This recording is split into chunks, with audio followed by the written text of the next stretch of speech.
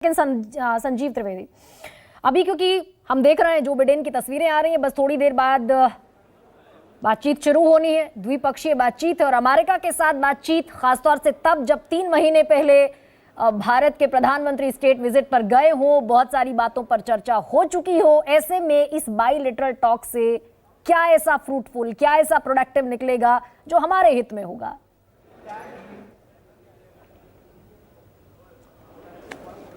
देखिए, सबसे पहले गरिमा, आपको, हालांकि आपके प्रोग्राम का ये फॉर्मेट नहीं है, लेकिन आपकी इजाज़त से मैं यहाँ इस वक्त भारत मंडपम में हूँ और जो उसका मीडिया सेंटर है वहाँ हूँ। और ये स्केल जो है, जिस तरह से बनाया गया है ये कार्यक्रम, जरा एक बार अपने कैमरामैन साथी से कहूँगा कि वो थोड़ा कैमरे को पैन करके दिखा पाए आपको कि किस वृहत स्तर पर ये पूरी प्लानिंग की गई है हमारे देश के द्वारा। और आज जब न्यू दिल्ली वर्ल्ड कैपिटल बना हुआ है तो दुनिया भर के पत्रकार भी यहाँ पर मौजूद हैं और किस तरह से भारत उनकी मेज़बानी के लिए तैयार है। ये एक ऐसा दृश्य है जो बहुत कुछ कहता है। यहीं से 50 मीटर की दूरी पर भारत मंडपम है, जहाँ कल एक बहुत आपको विहंगम दृश्य दिखेगा जब भारत के प्रधानमंत्री सबों का स्वागत करने के लिए बाहर खड़े होंगे और एक एक करके विश्व के बड़े बड़े नेता हमारे देश में भारतीय प्रधानमंत्री के स्वागत के बाद यहाँ बैठेंगे और उन विषयों पर चर्चा करेंगे जो आज की तारीख में पूरी दुनिया और मानवता के लिए अहम हैं। और चर्चा करने वालों में प्रेसिडेंट जो बाइडेन भी होंगे, जिनके बारे में आप पूछ रही हैं। प्रेसिडेंट जो बाइडेन भारत पहुँच गए हैं और बस थोड़ी ही देर में द्विपक्षीय वार्ता प्रधानमंत्री मोदी के साथ शुरू होगी। और कल्पना करिए आप कि क्या इतने कम समय में, जैसा कि आपने पॉइंट आउट भी किया, जून में तो प्रधानमंत्री के साथ स्टेट विजिट भारतीय प्रधानमंत्री की और वार्ता हुई थी और कई बहुत अहम डील्स साइन किए गए थे और फिर तुरंत में एक और यहाँ भारत पहुँचने के बाद द्विपक्षीय वार्ता।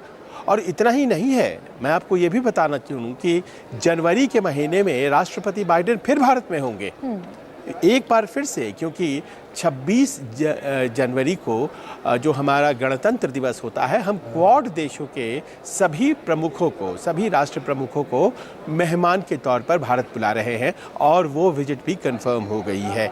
इतने कम समय में अमेरिका के राष्ट्रपति के साथ भारत का इस तरह से, भारतीय प्रधानमंत्री का इस तरह से मिलना, मुलाकात और मुद्दों पर बात करना, ये अपने आप में क्या बताता नहीं है कि दुनिया बदल रही है?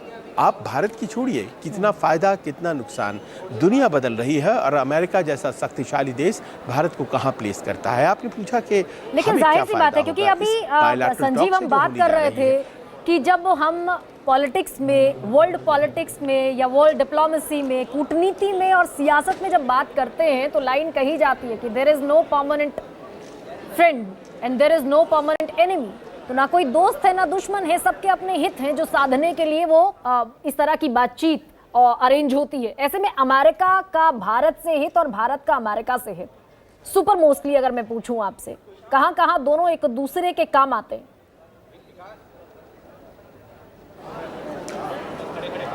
देखिए, ये बात तो हकीकत है। आपने जो कहा कि कोई स्थायी दोस्त या दुश्मन नहीं होता है, अगर कुछ स्थायी होता है तो वो हमारे हित होते हैं।